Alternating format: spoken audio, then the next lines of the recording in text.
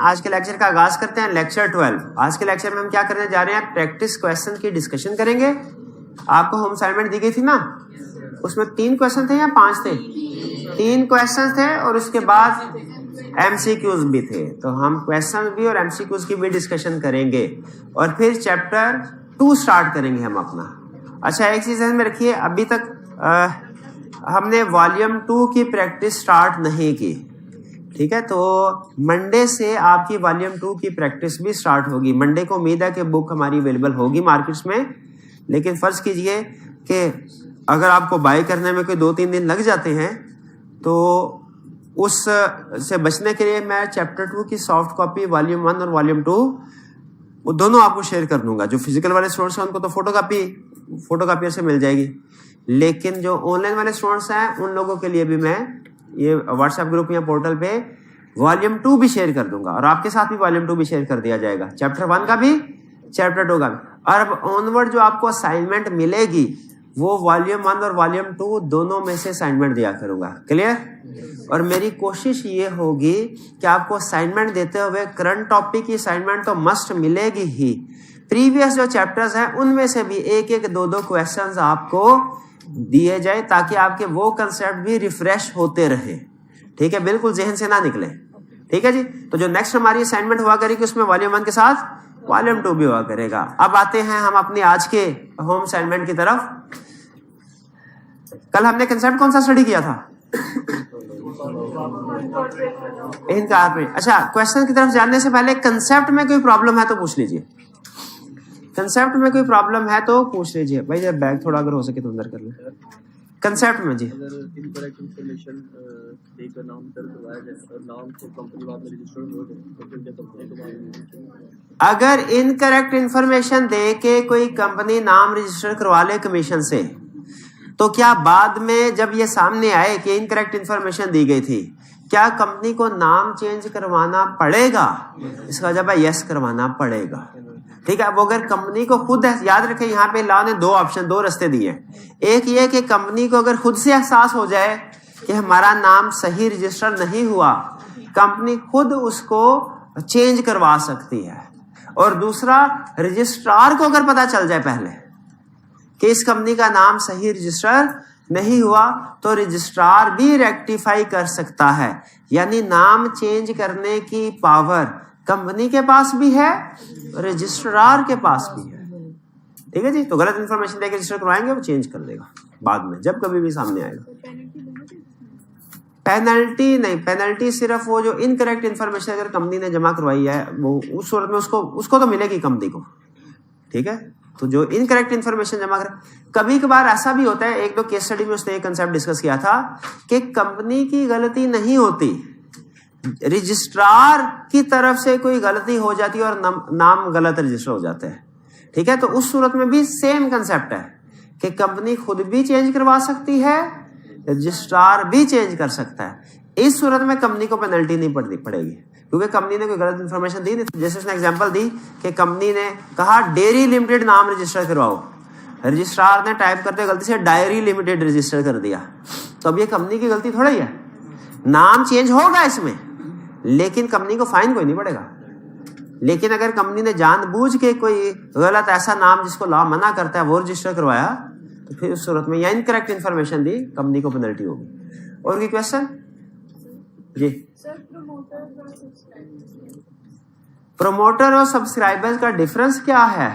Promoter और subscriber का difference ये है कि टाइम, बंदा एक ही होगा, पर्सन सेम है, टाइम टू टाइम उसकी पोजीशन चेंज होती जाएगी। जैसे जब अभी आइडिया जनरेट हुआ और वो कोई भागदौड़ कर रहा है कंपनी बनाने के लिए, उस वक्त उन्हें कहा जाएगा प्रमोटर्स। जिस सेकंड उन्होंने मेमोरेंडम और आर्टिकल्स पे साइन कर दिए, जिस सेकंड में, उस सेकंड से पहले वो प्रमोटर्स थे और उस सेकंड के बाद वो सब्सक्राइबर असल में सिग्नेटरी को कहते हैं, सिग्नेटरी का लीगल नेम सब्सक्राइबर। अच्छा, जब साइन कर दिए सब्सक्राइबर और जैसे ही वो मेमोरेंडम और आर्टिकल रजिस्ट्रार ने रजिस्टर किया, वो क्या हो गए? वो मेंबर्स हो गए। क्लियर? अच्छा, मेंबर्स हो गए। इसके बाद आगे अगर कंपनी लिमिटेड बाय शेयर है तो उसके बाद उनको शेयर भी इशू किए जाएंगे। तो अगर उनको शेयर्स भी इशू किए गए हैं कंपनी लिमिटेड बाय शेयर के केस में तो वो शेयर होल्डर कहलाएंगे। ठीक है जी। और अगर कंपनी अब खत्म हो रही वाइंड अप, अब ये ज्यादातर टर्म्स मेंबर और शेयर होल्डर हमारे लॉ में यूज होगी। हमारे लॉ में जो ज्यादातर मोर देन 95% टर्म यूज होगी कौन सी होगी? Member share holder, member share holder. ये प्रमोटर और सब्सक्राइबर ये सिर्फ पहले चैप्टर की हद तक है। इसके बाद मेंबर और सब्सक्राइबर, सॉरी मेंबर और शेयर होल्डर ये टर्म चलेगी। आखिरी चैप्टर में जाके वाइंडिंग अप वाले चैप्टर में वो कहता है हाँ यही जो शेयर होल्डर थे अब क्या बन जाएंगे? क्यों? अब कंपनी वाइंड अप हो रही है, अगर जरूरत पड़ी तो इनको कंट्रीब्यूट करना पड़ेगा कंपनी के लाइबिलिटी पूरा करने के लिए। बिल्कुल ठीक है।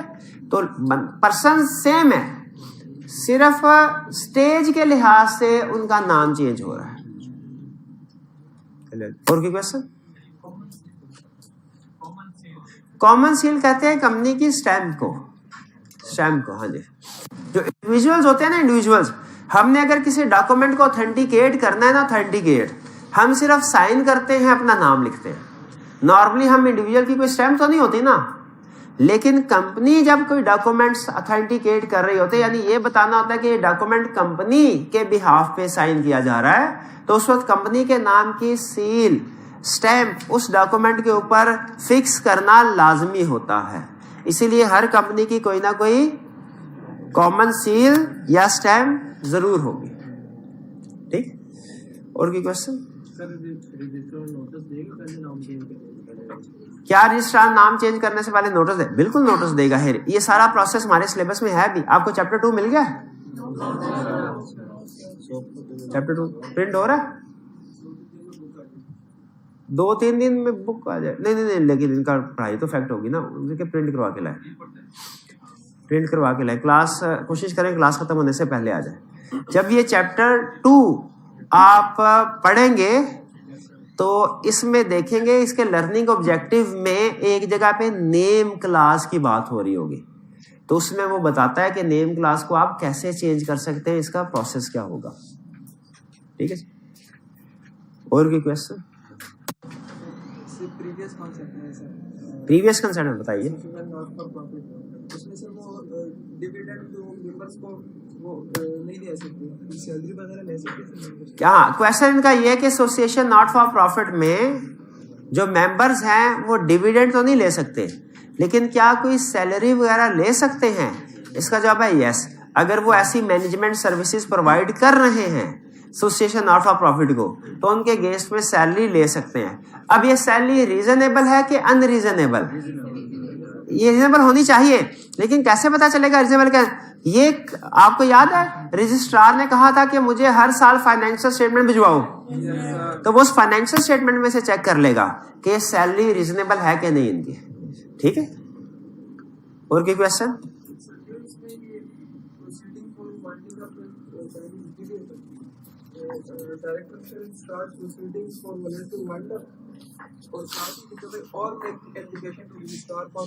ये पूरी लाइन पढ़ी है? नहीं, पूरी लाइन। तो समझ आ गई sir.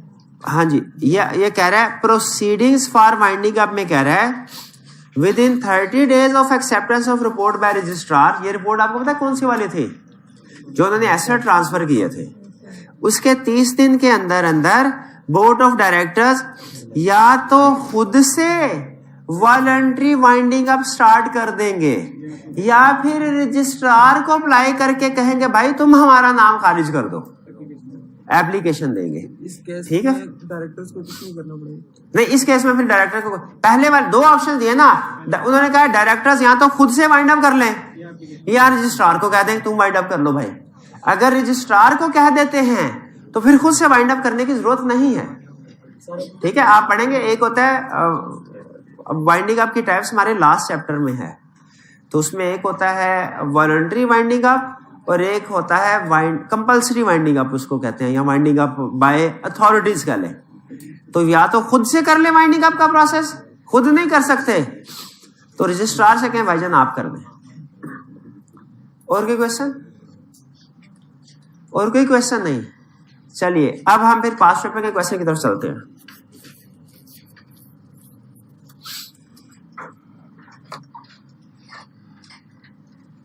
The registrar, after registering the memorandum and articles of association, has issued the certificate of incorporation to Shahbaz Limited, a company with the authorized share capital of rupees 300 million। अच्छा मुझे बताइए ये authorise, ये share capital है कि number of share? ये जहन में रखेगा, केस स्टडी में आपको नंबर ऑफ शेयर्स और अमाउंट ऑफ शेयर कैपिटल में घुमाएगा। अंडर द कंपनी दैट हमने briefly describe the effects of such registration. 5 marks के साथ पूछा है। क्या इफेक्ट्स होंगे? इफेक्ट्स क्या है? बॉडी कॉर्पोरेट है,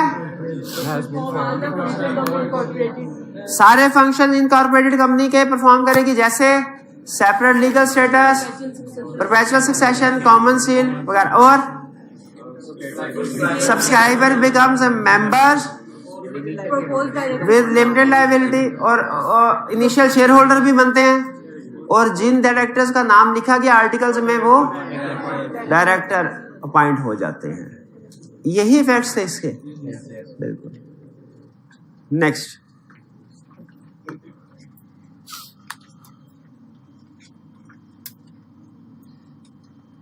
on 29th April 2012, a memorandum of association of AB Limited was filed for registration in the office of registrar. However, on 25th May 2012, a letter from the registrar office was received by the subscriber to the memorandum, in which the registration was refused on the ground that objects stated in the memorandum were inappropriate. यानी अब जो letter है registrar की तरफ से वो क्या कह रहा है? रिफ्यूज कर दिया उसने। Describe what course of action is available to AB limited in the above situation according to companies act. क्या कोर्स ऑफ एक्शन अवेलेबल है? या डेफिशिएंसी रिमूव करके डॉक्यूमेंट रिवाइज करे और सबमिट कर दे, और दूसरा 30 डेज कमीशन को अपील फाइल करे। शाबाश। Third question, question 19, identify which of the following organisation are required to be registered as company under companies act. हमने पढ़ा था ना, obligations to be registered as company, किन किन कंपनीज को रजिस्टर होना है। पहला, in an MBA class 28 class fellow decided to form a partnership firm to work collectively as marketing and advertisement adviser. क्योंकि MBA जो है वो कंपनी लॉ के मुताबिक, कंपनी लॉ, MBA के सामने जाके ना कह देना प्रोफेशनल नहीं है। कंपनी लॉ के मुताबिक ये एक्सेप्शन की डेफिनेशन में नहीं आता है। कौन कौन आते हैं फिर? Chartered accountants, lawyers, cost and management accountants, doctors. मैंने कहीं नहीं पढ़ा हुआ कंपनी लॉ में, किसी भी केस स्टडी में या लॉ के अंदर डॉक्टर्स को प्रोफेशनल की कैटेगरी में, तो मेरा ख्याल है कि शायद नहीं आते। B, a group of 130 persons formed a housing cooperative society in Multan and got it registered। ये डॉक्टर वाला नोट कर लीजिएगा, मैं सर्च करके बताऊंगा, डॉक्टर वाला पॉइंट नोट कर। A group of 130 persons formed a housing cooperative society in Multan and got it registered under the Cooperative Societies Act 1925। Ji required है भाई, 130 हैं। अच्छा हाँ, अदर लॉ में रजिस्टर्ड है, इसलिए इसके ऊपर कंपनी लॉ वाली प्रोविजन अप्लाई नहीं होगी। ये तो अपने रेलिवेंट कोऑपरेटिव सोसाइटी वाली होगी ना। तो कोऑपरेटिव सोसाइटी तो वो बॉडी कॉर्पोरेट की डेफिनेशन में भी नहीं आती थी, और इनके लिए कंपनी लॉ में भी रजिस्टर्ड होना लाजमी नहीं है। कंपनी के तौर पर रजिस्टर्ड होना लाजमी क्यों नहीं है? क्योंकि ये अपने लॉ के मुताबिक ऑलरेडी रजिस्टर्ड है। सी, a registered Hindu undivided family of 37 members is carrying on joint family business। Joint family exception बिल्कुल ठीक है। ये भी रिक्वायर्ड नहीं है कंपनी के तौर पे, ये रिक्वायर्ड था, ये नहीं है। ये भी नहीं है। अब देखते हैं ये क्या है। After ji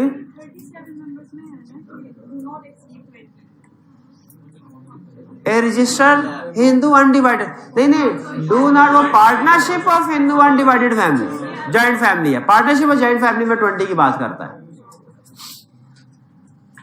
After qualifying CA, 28 chartered accountants decided to form a partnership firm to work collectively as chartered accountants. The Chartered Accountants Ordinance 1961 prohibit to practice as chartered accountants with limited liability. Not required. शाबाश। सिर्फ इसका मतलब है एक ही option में company के तौर पे रजिस्ट्रेशन रिक्वायर्ड थी, ऑप्शन नहीं। अब आते हैं MCQs की तरफ, जो उम्मीद है आपने आसानी से कर लिए होंगे, क्योंकि वॉल्यूम 1 के MCQs हैं ही आसान। असल तो प्रैक्टिस होती है किसमें? वॉल्यूम 2 में।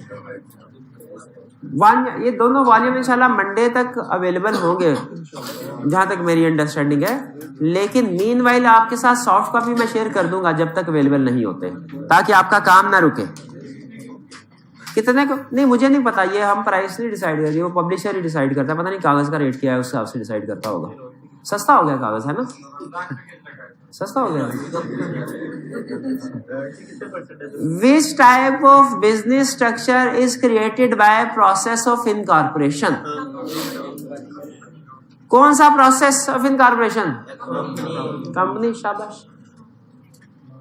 सेकंड, बॉडी कॉर्पोरेट और corporation includes company incorporated under Companies Act, company incorporated outside Pakistan, a body corporate declared as body corporate under relevant statute. All of correct option क्या हुई? D. अच्छा, ये कुछ नंबर के साथ ना स्टैरिक मार्क लगा होगा। इसका मतलब मैं आपको बता दूं, स्टैरिक मार्क का मतलब ये है कि ये MCQ ICAP की बुक में शामिल है।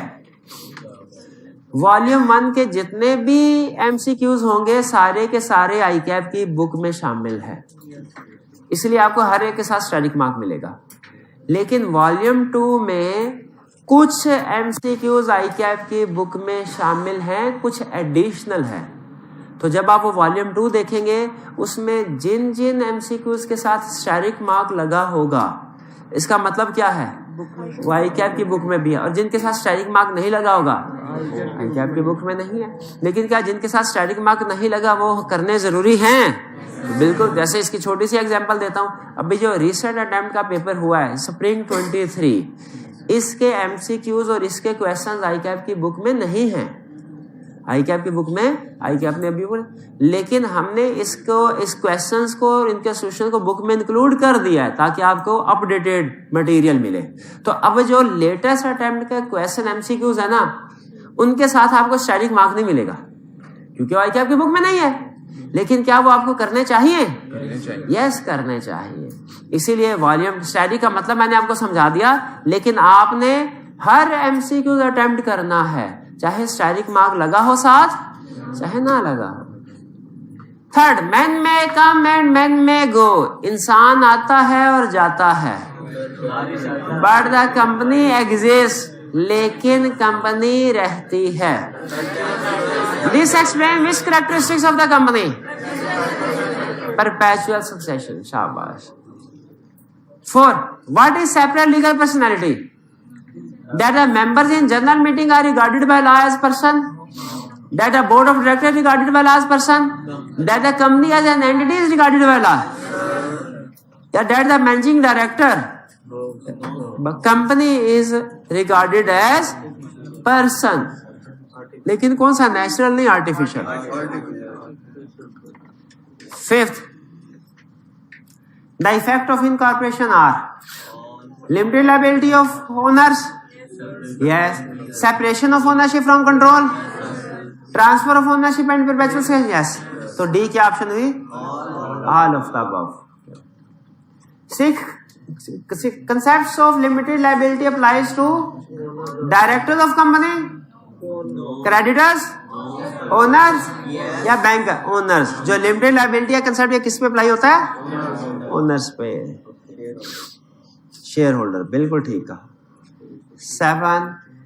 If a limited company is unable to pay its debts, it may be forced into liquidation. Liquidation किसको कहते हैं? Winding up. The assets of the company will then be used to pay some of its unpaid liabilities. And क्या होगा? Directors will be required to pay personally remaining unpaid debts of the company. The shareholders will be required to pay personally remaining unpaid debts of the company. Personally नहीं, unlimited liability. Personally का मतलब क्या होता है? Personal liability का मतलब unlimited liability. See, the debenture holders will be required to pay personally remaining. Debenture तो कभी भी नहीं. The shareholders will not be required to pay personally remaining unpaid debt of the company. ये line ठीक है. वो पर्सनली लायबल नहीं होंगे, एक सर्टेन लिमिट तक है, लेकिन पर्सनली लायबल, और वह सर्टेन लिमिट क्या है जिसकी हद तक वो लायबल है? वो है वो डिपेंड करता है. अगर कंपनी लिमिटेड बाय गारंटी है तो वो अमाउंट एग्रीड तक, और अगर लिमिटेड बाय शेयर है तो unpaid amount. 8. Limited liability applies to. Limited company में अप्लाई होगा, अनलिमिटेड में तो अप्लाई नहीं होता ना. अनलिमिटेड में तो लायबिलिटी अनलिमिटेड होता. 9. Directors and other officers of the company act on behalf of the company, and provided they act within their power, they will be personally liable for debts of the company. Directors तो नहीं होते. They will not be personally liable for the debts of the company. ये ठीक है. They along with shareholders will be personally liable. No. They along with other officers will be personally liable. No. तो correct option हमारी क्या हुई? B. Clear हुई बात? C. Company law includes companies act 1913 भी, 2017 भी, 1984 भी, और इसीलिए करेक्ट ऑप्शन क्या हुई हमारी? और. Public listed company means such form of public company securities are listed on exchange. एक स्टूडेंट कहने लगा, किसी केस स्टडी में वर्ड यूज हुआ था, allowed to be traded on stock exchange. अगर किसी कंपनी की सिक्योरिटीज को स्टॉक एक्सचेंज पे ट्रेड होने के लिए अलाउ कर दिया जाए ना, तो वो भी लिस्टेड कंपनी ही बन जाती है. वो भी लिस्टेड कंपनी का कंसेप्ट यही है, जो स्टॉक एक्सचेंज पे अपने शेयर्स को ट्रेड कर सके. उसको इजाजत दे दी गई ना, इजाजत दे दी गई स्टॉक एक्सचेंज की तरफ से, तो वो लिस्टेड कंपनी बन जाती है, चाहे अभी तक ना हुए हो. लेकिन प्रैक्टिकली होता क्या, असल में इजाजत मिलता ही से. उसमें अल्फाज ऐसे थे जिससे आपको शायद ये लग रहा था कि शायद शेयर इशू नहीं हुए, लेकिन ट्रेड की इजाजत शेयर इशू करने पे ही मिलती है, समझ लें उसी दिन मिल जाती है. स्टॉक एक्सचेंज की तरफ से इजाजत मिल गई, समझ लें उसी दिन शेयर्स इशू हो गए. लेकिन एक पब्लिक कंपनी है, उसने अभी स्टॉक एक्सचेंज से इजाजत ही नहीं ली, तो वो अनलिस्टेड होगी ना. पाकिस्तान स्टॉक एक्सचेंज पे लिस्ट होना लाजमी है. Such form of private company who securities are listed on exchange. Public listed company का मतलब क्या है? Such form of private company या पब्लिक. फिर such form of public company whose name of members are listed on exchange. No. Such form public company whose name of directors. नहीं, बल्कि क्या, such form of public company. Private company की securities कभी listed नहीं होती. 12. Private company other than single member company can be registered bye. Private company है और कौन सी है? उसने other than single member company कह दिया, तो ये कितने मेंबर्स के साथ रजिस्टर्ड हो सकती है? एटलीस्ट 2 के साथ, और मैक्सिमम कितनों के साथ? 50 के साथ. 50 के साथ. तो इसका मतलब इसमें करेक्ट ऑप्शन हमारी क्या हुई? करेक्ट ऑप्शन क्या हुई कि at least 2 members and it restricts the maximum number of members to 50. Yes. At least one member, नहीं ये तो सिंगल मेंबर कंपनी बन जाएगा ना, जबकि उसने क्वेश्चन में क्या दिया कि other than single member company देखना है। फिर at least 5 members and it restricts the maximum number of members to 50, और एटलीस्ट 1 मेंबर, 6 नहीं, बल्कि करेक्ट ऑप्शन क्या हुई हमारी ए। 13, ए कंपनी और body corporate which exercise or controls more than 1/2 of voting securities of another company, यानी ये किस कंपनी की बात हो रही है, जो कंट्रोल कर रही है या जिसके शेयर कंट्रोल हो रहे हैं, जो कंट्रोल कर रही है। Another company control the composition of board or control the composition of board. Composition of board control करने से क्या मुराद है कि उसके पास पावर हो टू अपॉइंट और remove or majority of directors. Such other company is known as, ये company क्या, एक कंपनी और body corporate who exercise controls more than 1/2 of any other company, यानी एक कंपनी ने होल्ड किए हैं किसी दूसरी कंपनी के, तो ये दूसरी कंपनी क्या कहलाएगी, सच अदर कंपनी पूछा है। समझ रहे हैं क्वेश्चन को, समझ रहे हैं। उसे कहा एक कंपनी के पास दूसरी कंपनी के मोर देन 1/2 वोटिंग सिक्योरिटीज हैं, तो रिक्वायरमेंट क्या है कि इस कंपनी को क्या कहेंगे, ये नहीं पूछ रहा, दूसरी कंपनी को, दूसरी कंपनी कौन है, board of such other company. हाँ जी, या सच अदर कंपनी के बोर्ड को वो नॉमिनेट कर सकता है, कंट्रोल कर सकता है। तो इस दूसरी कंपनी को क्या कहेंगे, सब्सिडरी कंपनी। भाई सब्सिडरी कहेंगे ना, सच कंपनी अगर कहते हैं ना सच कंपनी, तो इससे मुराद होती है वो कंपनी जो होल्ड कर रही है। वो क्या कह रहा है, सच अदर कंपनी।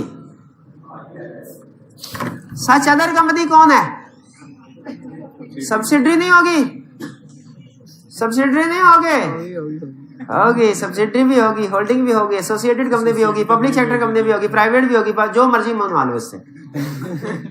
क्या करते हैं पांडे जी।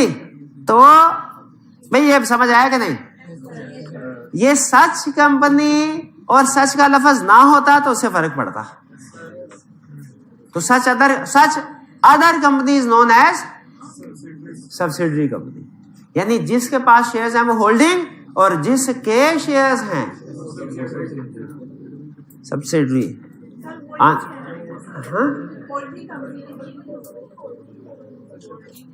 ये वाली कंपनी होल्डिंग है और सच अदर कंपनी है, तो उसने पूछा किसका है, सच अदर कंपनी का। मुझे इसको पढ़ के यही समझ आ रही है कि सच अदर कंपनी का पूछा, जिसके शेयर्स हैं।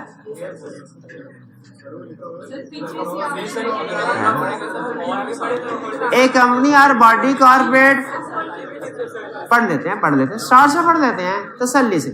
A company or body corporate which exercises or controls more than 1/2 of voting securities of any other company. A company हो गई ये पहली, any other कंपनी हो गई दूसरी। फिर आगे कह रहे are control the composition of board of such other company, यानी ये कंपनी या तो इसके शेयर्स होल्ड करे या डायरेक्टर कंपोजिशन। तो अच्छा ठीक है ये ठीक है, नहीं मैं समझ गया। सच अदर कंपनी उसके साथ है, सच अदर कंपनी। तो तो such company is known as, ठीक है आप, मैं इंग्लिश थोड़ी मेरी वेग है। ये सच अदर कंपनी उसके साथ, लेकिन आपने एग्जाम में ध्यान से देख लेना है वो किस कंपनी के बारे में पूछ रहा है। एग्जाम में ये कंफ्यूजन नॉर्मली नहीं होती, पूछे क्यों भला? क्योंकि वो केस स्टडी में कंपनीज के नाम लिखता है, तो नाम लिखता है तो आपको पता चल जाता है ए लिमिटेड की बात कर रहा है कि बे लिमिटेड की बात कर रहा है। यहाँ पे चूंकि a company, another company, such other company, तो इस वजह से थोड़ी कंफ्यूजन हो जाती है, लेकिन कंसेप्ट आपने पक्का रखना। 14 licence to association not for profit shall be granted by commission on the fulfilment of certain conditions. सही कह रहा है कि झूठ बोल रहा है? क्या कर रहा है? वो कह रहा है licence to association not for profit shall be granted by commission on fulfilment of certain condition. सही क्यों? लाइसेंस रजिस्ट्रार ने देना है। चेक कर पढ़ना शुरू हो गया, याद नहीं है? लाइसेंस कमीशन ने देना होता है, आपसे कह रहा हूं। तो तलाश क्या करना शुरू हो गया है? सचमुच रजिस्ट्रार लाइसेंस दे रहा है क्या? सही कह रहा है वो। चूज द इनकरेक्ट वन, गलत को सेलेक्ट करना है, सही को सेलेक्ट नहीं करना, गलत को सेलेक्ट करना। It shall apply its profit if any in promoting its objects. सही है, इसको छोड़ दें, हमने तो गलत को ढूंढना है। They can pay profit to its members out of it. गलत। लेकिन बाकी भी पढ़ लेते हैं ना, कंप्लीट कंसेप्ट अंडरस्टैंडिंग के लिए। The payments of any dividend to its member is prohibited. They will work only for useful objects of the society. बिल्कुल। अगर वो harmful, against public interest, against national interest हो तो लाइसेंस रिवोक हो जाता है।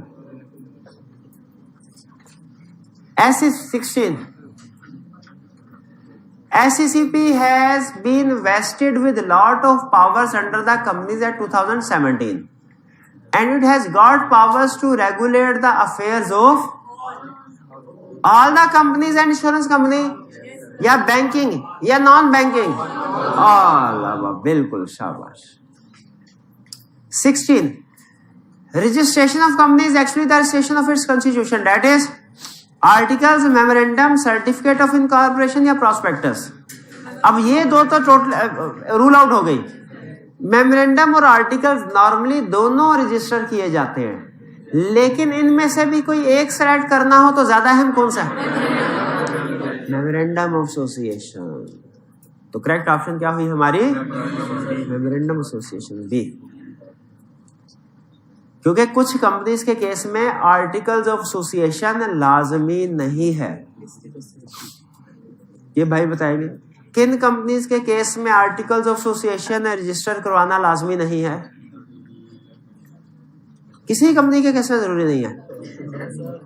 क्या कह रहे हैं फिर? सर क्यों हिला रहे हैं? याद नहीं आ रहा। पता क्यों नहीं याद आ रहा? क्योंकि याद किया ही नहीं है। ये भाई बताएंगे, और ये नहीं, ये भाई बताएंगे किन कंपनीज के लिए आर्टिकल। ये कंपनी ला ऐसे हो गया पास। किन कंपनीज के लिए आर्टिकल्स ऑफ एसोसिएशन सबमिट करवाना रिक्वायर्ड नहीं? Company limited by share. शाबाश शाबाश।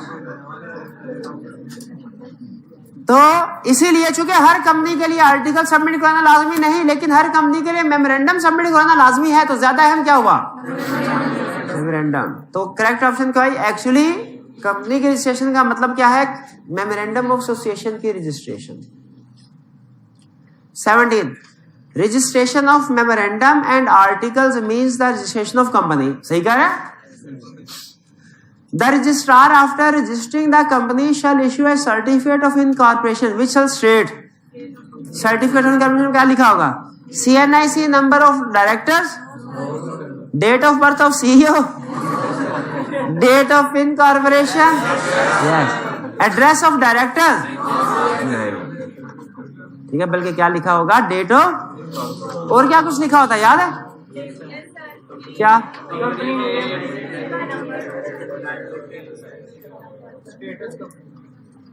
18 which of the following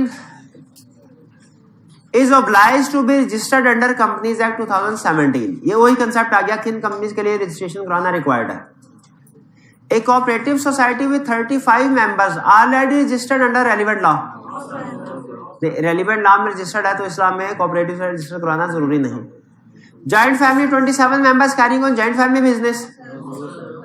A trading partnership firm with 22 partners। कि ए लॉ पार्टनरशिप फर्म में 22 ट्रेडिंग पार्टनरशिप विद 22 पार्टनर्स, ये रजिस्टर करवाना लाजमी है। करेक्ट ऑप्शन हमारी हुई सी। Next 19 any person associated for any lawful purpose may, by subscribing their names to a memorandum of association and complying with the requirement of act, in respect of registration में form a public company. Public company कौन? 3 or more. शाबाश, 3 or more. Clear यहाँ तक? अच्छा, अब इसमें test में एक क्वेश्चन था, अगर आपका टाइम कितना, टाइम तो कम है, चले, टेस्ट का एक क्वेश्चन था, उसको सामने रखते हुए मैं इस एमसीक्यू को थोड़ा चेंज कर रहा हूं। फर्ज कीजिए सारा क्वेश्चन यही है, यहां पे 2 है, यहां पे सिर्फ 2 ऑप्शन है, 2 ऑप्शन, क्वेश्चन सारा सेम, यहां पे सिर्फ 2 ऑप्शन है। तो कह रहे हैं एनी कितने, यानी मिनिमम कितने लोग रजिस्टर करवा सकते हैं पब्लिक कंपनी। ठीक है, यहाँ पे 2, पहली ऑप्शन है 3, दूसरी ऑप्शन है 7। पहली ऑप्शन 3। इसमें स्टूडेंट ये सोचते हैं, स्टूडेंट क्या सोचते हैं, ये तो बताया ही नहीं हुआ कि अनलिस्टेड कंपनी है कि लिस्टेड है। अगर अनलिस्टेड हो तो 3 मेंबर्स हैं, लिस्टेड हो तो 7 हैं, लेकिन अगर उसने मेंशन नहीं किया हुआ कि लिस्टेड है कि अनलिस्टेड है, तो फिर दोनों को सामने रख, मिनिमम बताना है ना, तो दोनों को सामने रख के जो मिनिमम होगा वो बताएंगे, यानी 3 बताए भैया, गलत नहीं, गलत है, 3 ही है। पब्लिक कंपनी बनाने के लिए कम से कम 3 मेंबर की जरूरत है, इस बात को गलत साबित करके दिखाएं। ठीक है ना? उसी तरह मैं आपसे पूछता हूं, प्राइवेट कंपनी बनाने के लिए कितने मेंबर्स की जरूरत? 2 ऑप्शन, एक है 1 और एक है 2। अब ये नहीं बताया सिंगल मेंबर कंपनी है क्या अदर सिंगल मेंबर, तो सिंगल मेंबर भी तो प्राइवेट ही की टाइप है, तो दोनों को सामने रख के मिनिमम कौन सा हुआ फिर? 1। तो इसमें करेक्ट ऑप्शन क्या हुए?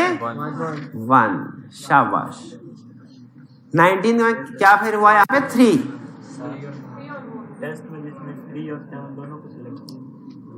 टेस्ट में जिसने 3 और 7 अच्छा 2 ऑप्शन सिलेक्ट कर लिए हैं, सुभान अल्लाह, 2 तो बिल्कुल ही गलत हो गया ना भाईजान। टेस्ट में बल्कि अच्छा हो गया ये इन्होंने क्वेश्चन पूछ लिया। किसी भी एमसीक्यूज में आपने 2 ऑप्शंस नहीं लिखनी, ऑप्शन हमेशा, आई कैप की हिस्ट्री में कभी ऐसा नहीं हुआ कि उसने 2 ऑप्शंस को ठीक किया हो। अगर करना हो ना 2 को, तो वो नीचे लिख देता है ऑप्शन एक ही बनाएगा, उधर लिख देगा 1 और 2, लेकिन सोल्यूशन में आपने यहाँ ए लिखना है या सी या डी, 2 ऑप्शन सोल्यूशन में नहीं लिखनी, गलत हो जाएगा। अगर आपको कटिंग भी गलत भी है ना एक, तो पहले क्रॉस करके फिर दूसरी लिखे। पूछी 2 हुई थी, ऐसा आज तक मेरे नजर से क्वेश्चन एमसीक्यू नहीं गुजरा, 2 ऑप्शन पूछी, अब पूछी नहीं लिख, वो आई कैप नहीं पूछता, आई कैप नहीं पूछता, कुछ दूसरी बॉडीज पूछती हैं, सही कह रहे, आई कैप नहीं पूछता। वो ऐसा होता है which 2 of following statements are correct, वो क्लियरली मेंशन करता है, लेकिन वो आई कैप पीआरसी में शायद करता होगा, पीआरसी में करता है, कैफ में किस काउंटिंग में करता है। कंपनी लॉ की जिम्मेदारी ले रहा हूं मैं, कंपनी लॉ में आज तक तो नहीं किया, लेकिन फर्ज किया अगर कह भी दे which 2 of following statements are correct, तो फिर जाहिर है आपने फिर 2 कर दिए, 2 कर दिए। एक भी तो सिलेक्ट करने के लिए एंडर पर, लेकिन अगर कुछ भी ना लिखा हो तो कितनी ऑप्शन सिलेक्ट करनी है? एक ही करनी है। 20 under the provisions of Companies Act 2017, composition of companies board shall be deemed to be controlled by another company if that other company by exercise of power exercisable by it at its discretion can appoint all or majority of directors, appoint or remove all or majority। हालांकि ये भी ठीक है, लेकिन ये complete नहीं है। Complete क्या है? C, point majority. तो करेक्ट ऑप्शन क्या है? पॉइंट और remove all or majority of directors, ये है सी। बस आपने मेरे नोट्स इतना खर्चा करवा दिया मेरा, ऐसे ना करें। घर जाके पढ़ेंगे इसको, घर जाके क्या पढ़ेंगे? कि एक मेमोरेंडम के अंदर कितने पैराग्राफ होते हैं, ये पढ़ेंगे। तो फिर क्या पढ़ेंगे? अच्छा बताइए, क्या नेम क्लास होती है मेमोरेंडम में? इसमें क्या लिखा होता है? कंपनी का नाम, सिर्फ नाम के आगे लिमिटेड वगैरह का लफ्ज भी लिखा। तो जो मुझे स्टूडेंट ये बताएगा कि कंपनी जो प्राइवेट कंपनी, सारे सवालों के जवाब देने हैं, कौन बताएगा? हाथ उठाए। पहले वो हाथ आगे नीचे कर दिया उसने। इधर दूसरे नंबर पे मेरा हाल ये थे, तीसरे पे। प्राइवेट कंपनी के नाम के एंड पे क्या लिखा जाएगा जी? Private limited. पब्लिक के एंड पे और लिमिटेड बाय गारंटी और association not for profit, unlimited. Unlimited के एंड पे कुछ भी नहीं लिखा होगा, और कोई नहीं बोलेगा, या अनलिमिटेड लिखा होगा, कुछ भी नहीं लिखा होगा। एसोसिएशन नॉट फॉर प्रॉफिट के एंड पे कुछ नहीं, अनलिमिटेड के नाम के एंड पे आखिरी सवाल था। कोई बात, आगे चल। प्लेस क्लास नहीं, लेकिन इन्होंने अच्छी एफर्ट की थी, एप्रिसिएशन का इनाम मिलना चाहिए। अच्छा चलिए, इसके बाद प्लेस क्लास में क्या कंप्लीट एड्रेस लिखा होगा या सिर्फ प्रोविंस नेम? अच्छा, क्या पाकिस्तान में कुछ ऐसे इलाके हैं जो किसी प्रोविंस का हिस्सा नहीं है? इस्लामाबाद। वैसे तो लगता है कुछ ऐसे भी इलाके हैं जो पाकिस्तान का हिस्सा ही नहीं है। लेकिन कंसेप्ट क्या है? क्या कुछ ऐसे इलाके हैं जो किसी प्रोविंस का हिस्सा नहीं? इसकी सबसे बड़ी एग्जांपल क्या है? इस्लामाबाद। तो अगर कंपनी का यहाँ पे मेमोरेंडम के अंदर प्लेस में कंप्लीट एड्रेस नहीं लिखा जाता, सिर्फ उस प्रोविंस का नाम लिखा जाता है जिसमें कंपनी का रजिस्टर्ड ऑफिस वाक़या है। जैसे अगर आप देखेंगे, यहाँ लिखा होगा पंजाब, यहाँ लिखा होगा सिंध। तो सवाल मेरा ये है, मुझे ये बताइए कि अगर मैं हाथ उठाना है, अगर सबने शोर मचाया तो फिर कैंसल, के प्रोविंस में अगर मेमोरेंडम में सिर्फ प्रोविंस लिखा जाता है, कंप्लीट एड्रेस नहीं लिखा जाता, और रजिस्ट्रार ने कोई नोटिस भेजना है, तो कैसे पता चलेगा जी? पहले शाबाश, एड्रेस फॉर कॉरेस्पॉन्डेंस। ये एड्रेस फॉर कॉरेस्पॉन्डेंस रजिस्ट्रार को कब और कौन देता है? शाबाश, ये प्रमोटर्स देते हैं जब इन कॉर्पोरेशन के लिए डॉक्यूमेंट सबमिट करवाते हैं। शाबाश। फिर जी वही सब्सक्राइबर, वही फिर चले ठीक है। आप पहचान गए मेरी चाल को। आज असाइनमेंट नहीं है फिर, क्योंकि आपने पढ़ा नहीं है, असाइनमेंट नहीं है। आज याशी करें आप आज का लेक्चर, लेकिन आपने टेस्ट की तैयारी करनी है। टेस्ट का सिलेबस मिल गया, शाबाश, टेस्ट की तैयारी करनी है। आज का लेक्चर यहाँ खत्म करते हैं हम। अल्लाह हाफिज।